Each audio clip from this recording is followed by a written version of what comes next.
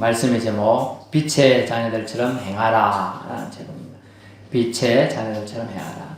에베소서 5장 8절부터 14절까지 본문입니다. 사자성어 중에 괄목상대라는 말이 있습니다.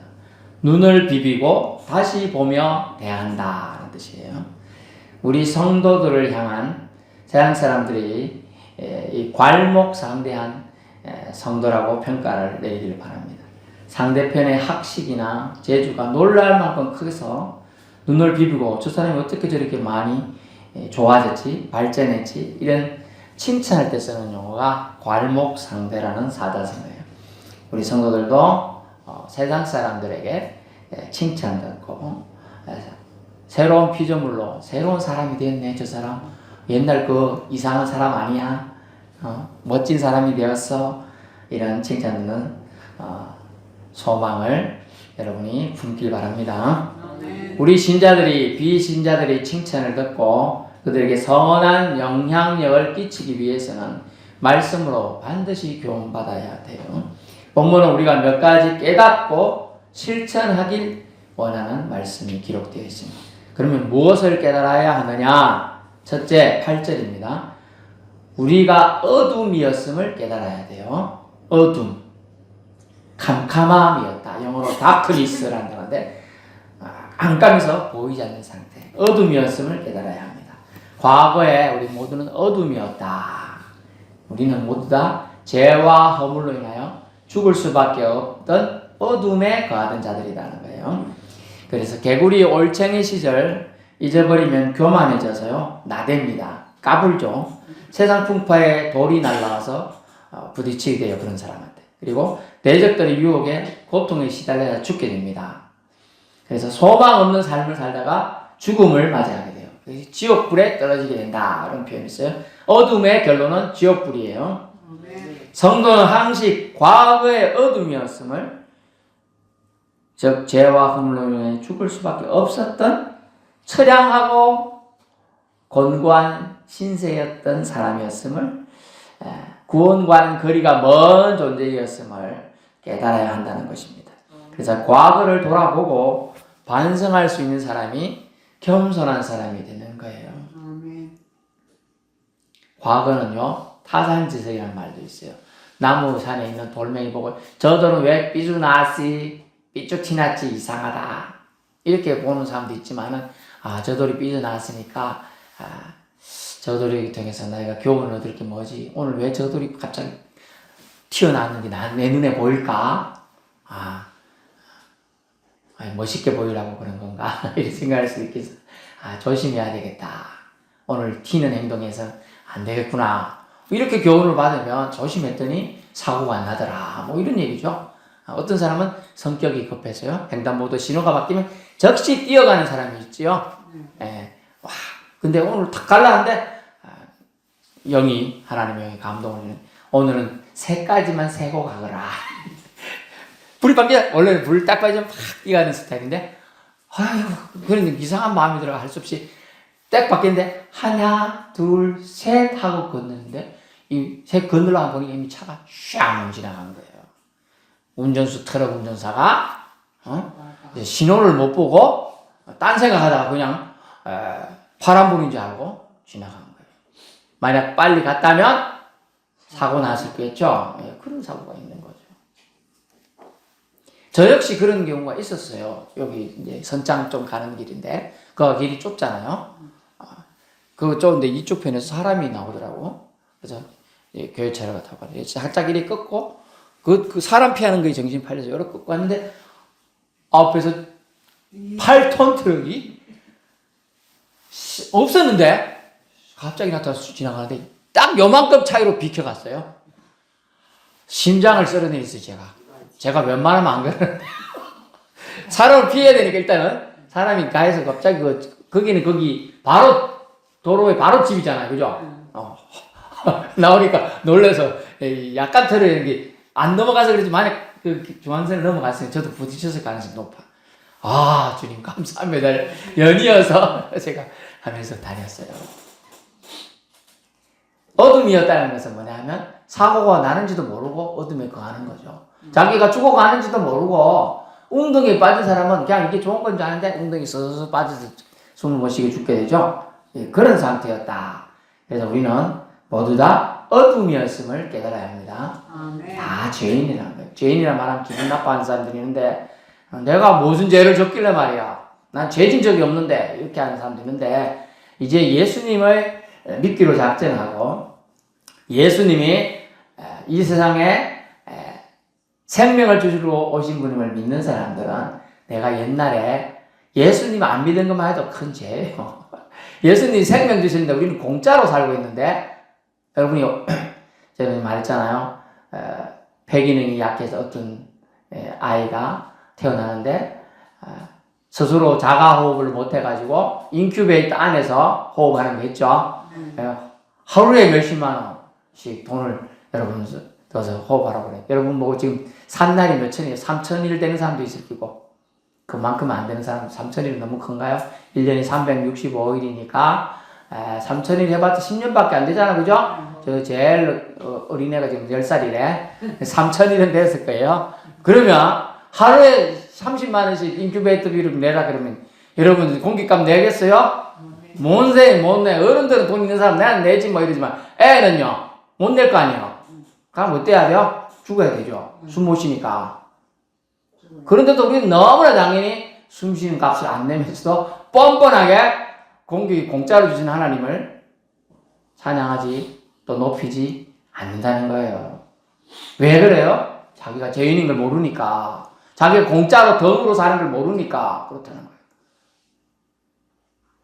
죽을 고 반번 넘기 본 사람들은 이런 생각을 다 가지고 있어요.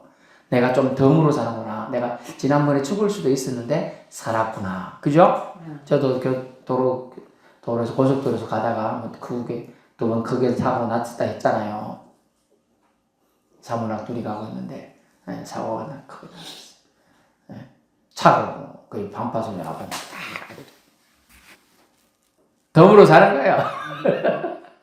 제 잘못은 아니에요. 물론 앞에 가는 차가 원래 그 차가 간격이 있다 그랬잖아요. 어느 정도 띄워야지. 왜 차 100km 가면 최소 100m는 띄어야 브레이크 밟으면 부딪히지 않고 서거든요. 브레이크 킥 하면서. 그래서 스커드 마크라고 바닥에 생겨요.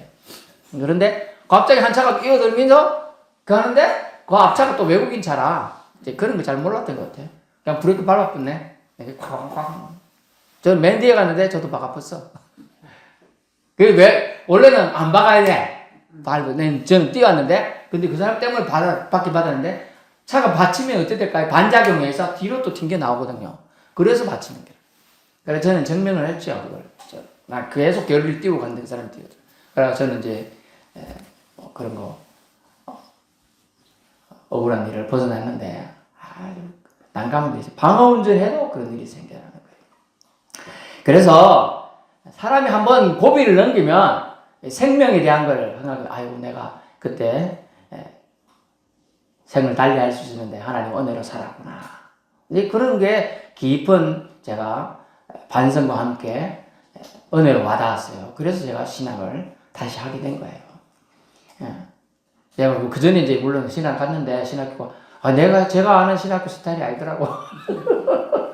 똑똑하고 뭐 이렇게 한 사람들 많을 줄 알았더니 갔더니 깡패 하다 온 사람도 있고 경찰 하다 온 사람도 있고 온갖 뭐 매점 하다 온 사람도 있고 그냥 놀다 온 사람도 있고 불황자도 있고 막 빌런 사람 다 있더라고.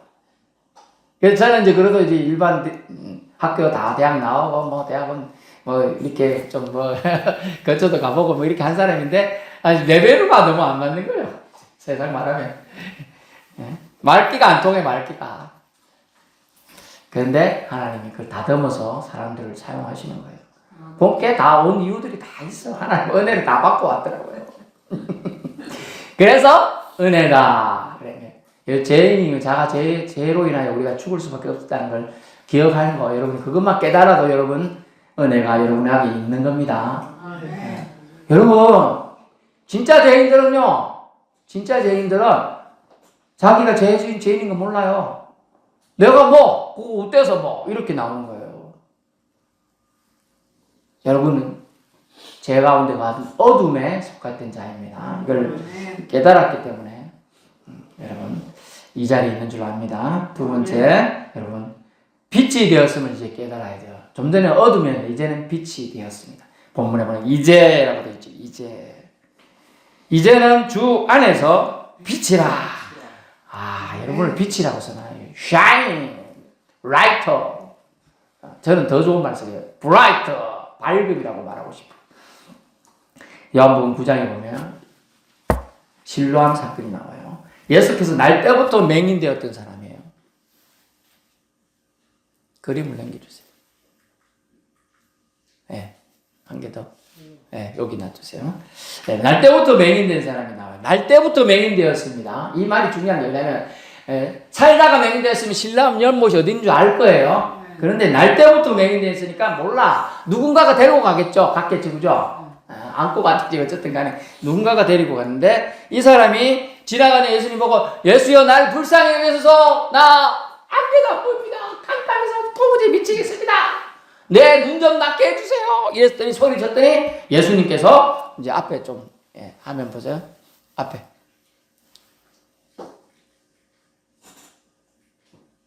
이 말씀하시 뭐라고 하냐? 땅에 침을 뱉어가지고 여러분 침 더럽죠? 아유 몰라요. 가족끼리는 침 뱉어갖고 이렇게 해준 게 있긴 있더만요. 낫게 해준다고. 근데 침을 뱉어가지고 진흙을 이겼어. 그러면 여러분 생각해보죠. 땅에 흙을 침을 뱉어가고 이기려고 그러면 얼마나 침을 많이 뱉어야 돼? 더럽게 엄청 뱉어야 되겠죠? 가래 수준으로 뱉어야 되는 거예요. 침을. 그걸 이겨가지고 그의 눈에 발랐어. 그 사람 눈에. 그럼 7절 실로암 못에 가서 씻어라. 실로암 뜻이 뭐냐면 보냄을 받았다. 뜻이에요.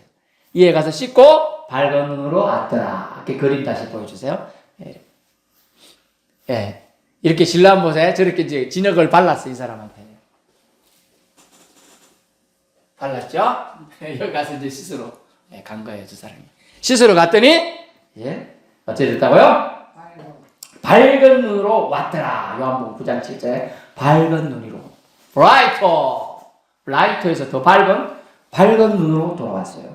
야, 어둠에서 광명을 지금 맛본 거예요. 광명, 밝은 눈으로 왔더라. 그래서 맹인은 순종해서 실로암에 갔어요. 여러분, 맹인인데 날 때부터 맹인이기 때문에 갈 수가 없죠, 사실은. 누군가의 도움이 필요한 거예요. 근데 한 번도 가본 적 없는 걸 물어보라고 부탁을 해서 어쨌든 갔습니다. 그게 순종하는 게 뭐냐 하면 성경에서는 은혜야 돼요. 은혜가. 순종만 하면 하나님은 그걸 보는 거예요. 그 정성을 보는 거예요, 여러분. 세상 사람들이 뭐 할 때 정성이 빠졌다 그런 말 하지 않아요, 그죠? 저기 정성이 들어가야지만 갈 수 있는 거거든. 아니 눈을 뜬 사람은 나이가 많아서 지기작대기 짚고 갈 수도 있고, 그죠? 저쪽으로 데려다 달라고 할 수 있는데 저 사람은 한 개도 안 보이는데 지금 눈 뜨고 그걸 눈뜬 봉사라 하는 말도 있지만은 눈이 아예 안 보이는 사람이에요. 그래서 그가 순종해서 가서 씻었는데 치유받았다 되어 있습니다. 여러분이 지금 아픈 사람도 있을 거예요. 하나님께서 여러분을 치유해 주신다는 걸 믿고 아멘으로 응답하시길 바랍니다. 하나님 아버지시여, 이곳에 아픈 이들이 하나님이 능력자고 모든 병을 고칠 수 있는 분을 믿는 자들에게 아멘한 은혜를 주시옵소서. 아멘한 자들에게 낫게 해 주시옵소서.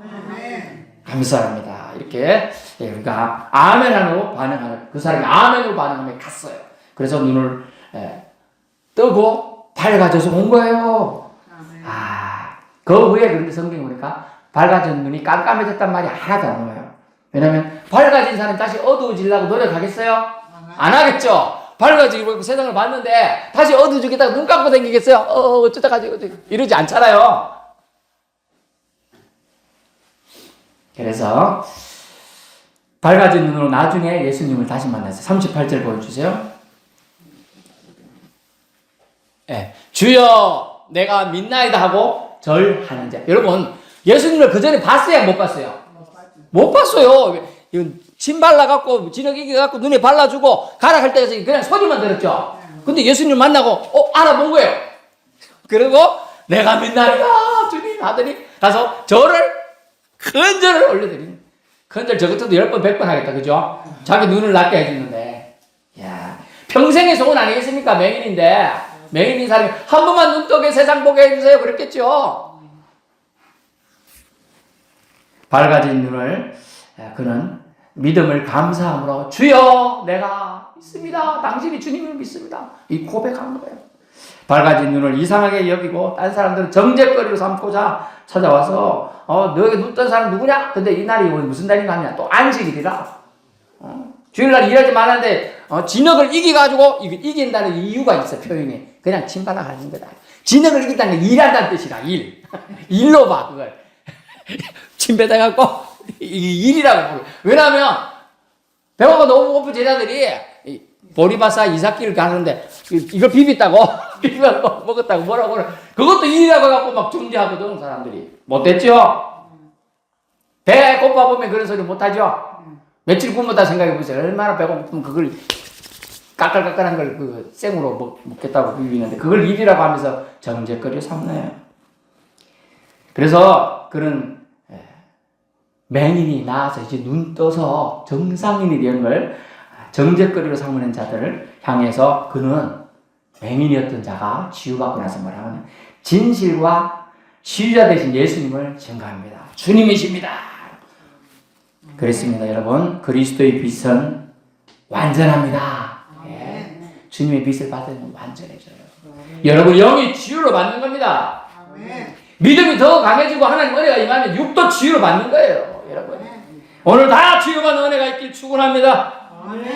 완전한 치유로 밝아진 자에게 더 이상 어둠이 일은 어울리지가 않아요. 그래서 에베소 5장 8절 이하에 이제는 주님 안에서 빛이다. 너희는 밝아졌다라고 선언을 해버리는 거예요. 선언이라는 것은 거기서 바로 효력을 발휘하는 거예요.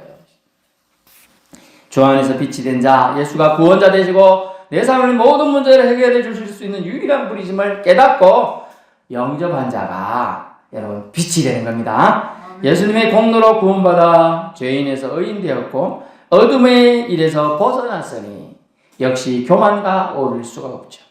이제는 빛이기 때문에요. 세상은 나누면 뭐가 됩니까? 여러분 100원짜리 옛날엔 지폐가 있는데 여러분 지폐를 반으로 나누면 찢어지죠?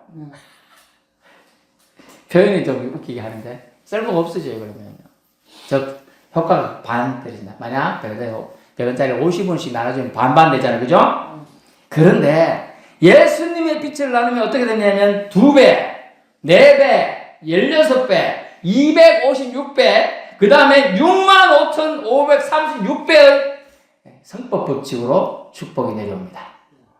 예수님의 빛은 나눠야 되겠죠? 몇 분만 해야 되냐면 5분만 해야 돼요. 처음에 하나가 2배, 하나가 나면 반이 돼야 되는데 2배, 그 다음에 4배, 16배, 256배, 그 다음에 저도 기억이 못해서 65,536배가 되는 거야. 와우.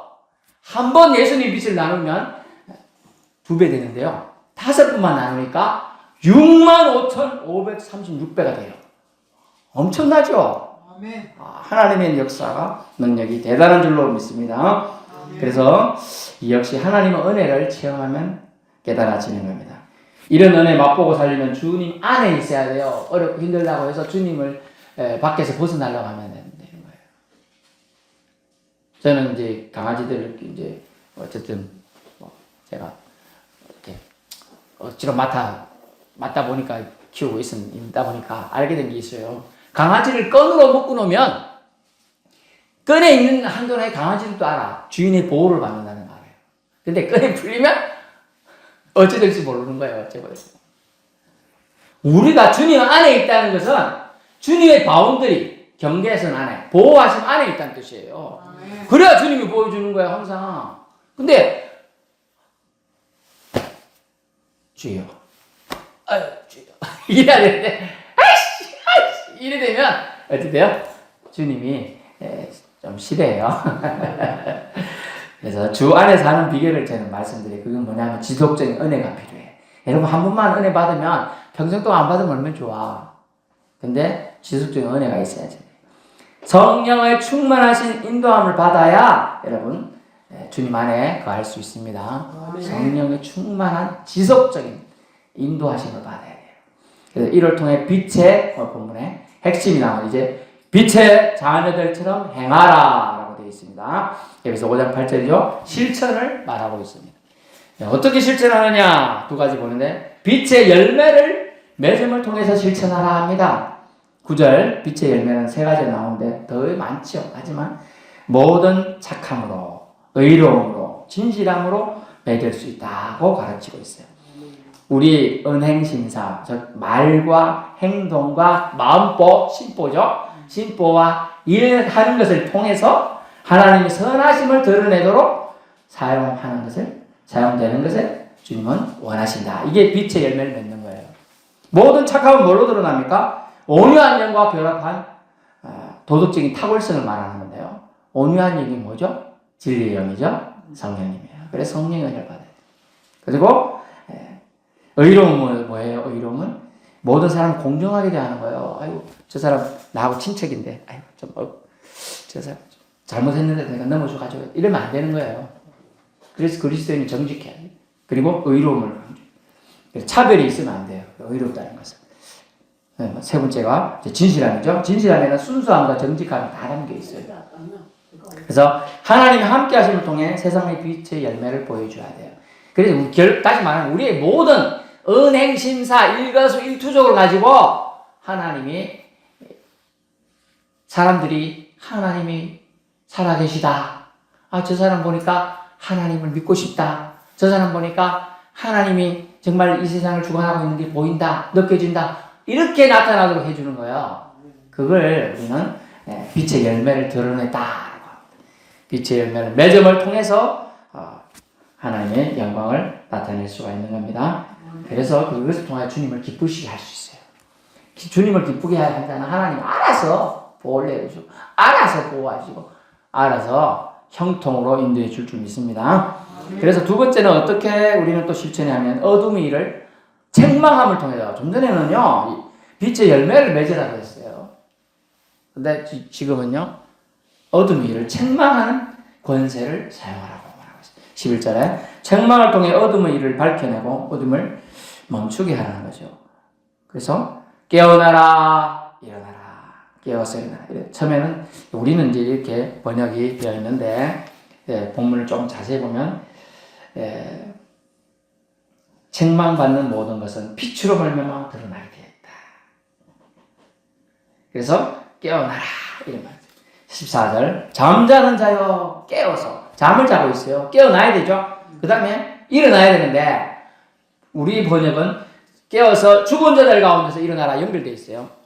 그럼 좀 다른 번역에는 깨어서 일어나라, 그리고 죽은 자들 가운데서 일어나라, 이렇게 두 번으로 되어 있어요. 어쨌든 이해는 되시고, 잘 보면 세상 속에 젖어가면요 무기력하게 죽어갈 수밖에 없다는 거예요. 왜냐하면 세상은 어둡고 더럽고 추하기 때문이죠. 그래서 이 어둠을 멈추게 하기 위해서 우리 성도들은 깨어서 일어나야 한다는 겁니다. 네. 성도는 세상과 어둠 일과 그런 일을 행하는 자들을 향해서 과감하게 용기를 내야 돼요. 어떤 용기를? 책망을 하라는 거예요. 너 그거 잘못됐다. 그렇게 말하는 용기를 내야 한다는 것입니다. 그런 일들은 열매가 없는 일이기 때문에 헛된 일이고 세상을 종국적으로 망하게 하는 일이다. 구원과는 전혀 상관없는 일이기 때문에 육신의 소용만 쫓는 일이라는 것을 그들에게 알려줘야 돼요. 믿는 자는 죄악을 폭로하도록 빛을 그들에게 비추어야 한다는 거예요. 구원의 빛, 생명의 빛을 그들에게 알려주어야 합니다. 아멘. 아멘. 어떤 죄악도 여러분 비난만으로는 해결될 수가 없어요. 책망이란 말은 비난만 뜻하는 게 아니에요. 비난 누구나 할 수 있어요. 대책을 말해주는 거기까지 책망해요. 네 그러면 안 돼. 이렇게 해야 돼.까지가 제시해 줄 수 있어야 돼요. 비난만으로는 변하지 않아요. 어떤 상황을 절대로 바꿀 수가 없어요. 어떤 사람이 가다 사고를 냈어요. 그러면 비난, 아이고 왜 사고 냈어? 이러고 있으면 어떡해요? 빨리 지금 사고 났으면 누가 다쳤으면 꺼내야 되고, 그죠? 조처를 해야 되는 거야. 나중에 병원 가야 되면 병원도 데려다 주가 되고 보상도 해줘야 되는 게, 그게 다 해주는 거예요. 그리스도의 밝은 빛을 비추어서 여러분 세상 사람들로 어둠의 일을 깨닫게 해줘야 돼. 내가 어둠에 있었구나 알려줘야 하는 거예요. 그게 책망하는 일이에요. 어둠의 일은 뭐냐면 로마서 1장 28절 31절에 보니까 잘못된 기름을 그들에게 알려줘야 돼요. 어둠의 일을 나와요. 어둠의 일을 봐요. 저 앞에 보세요. 그들이 마음에 하나님 두기를 싫어하는 거, 이게 어둠의 일이에요. 세상 사람들은요, 세상에 젖어있기 때문에 하나님을 마음에 두는 것조차 싫어한다는 거예요. 그 다음에 그러니까 하나님 어쨌느냐? 그들을 상실한 마음대 그냥 버려둔다는 거예요. 냅둔다. 그 어려운 용어로 유기라고 해요. 버린다. 포기한다는 거예요. 하나님이 그들을 아예 돌아오킬 수 있는 마음을 안 준다는 거예요. 그들한테. 하나님 마음 두기를 자체를 거절하는 사람들은 인간이라고 보기에는 좀 그렇다. 그래서 성경이 뭐라고 하냐? 멸망하는 짐승 같다고 말하고 있어요. 그들에게. 그 상실한 마음 내버려 합당하지 못하니 하게 하셨으니 그 다음 그들이 하는 악한 행동이 뭐냐면 불의, 추악, 탐욕, 악의가 가득한 자, 시기, 살인, 분쟁, 사기, 악독이 가득한 자, 수근수근하는가 봐. 누구누구 수근수근하고 누가 입하고 하면서 사람들 욕하는 것도 다 포함돼요. 그 다음 비방하는 자, 하나님께 미워하시는 자, 능욕하는 자요, 교만한 자요, 자랑하는 자요, 악을 도모하는 자요, 부모를 거역하는 자요. 또 우매한 자요, 배악하는 자요, 무정한 자요, 무자비한 자요. 부모를 거역하는 자도 포함되네요. 그래서 저희 모친이 말도 안 되는 얘기 해도 저 알겠습니다 하고 다 하고 있어요.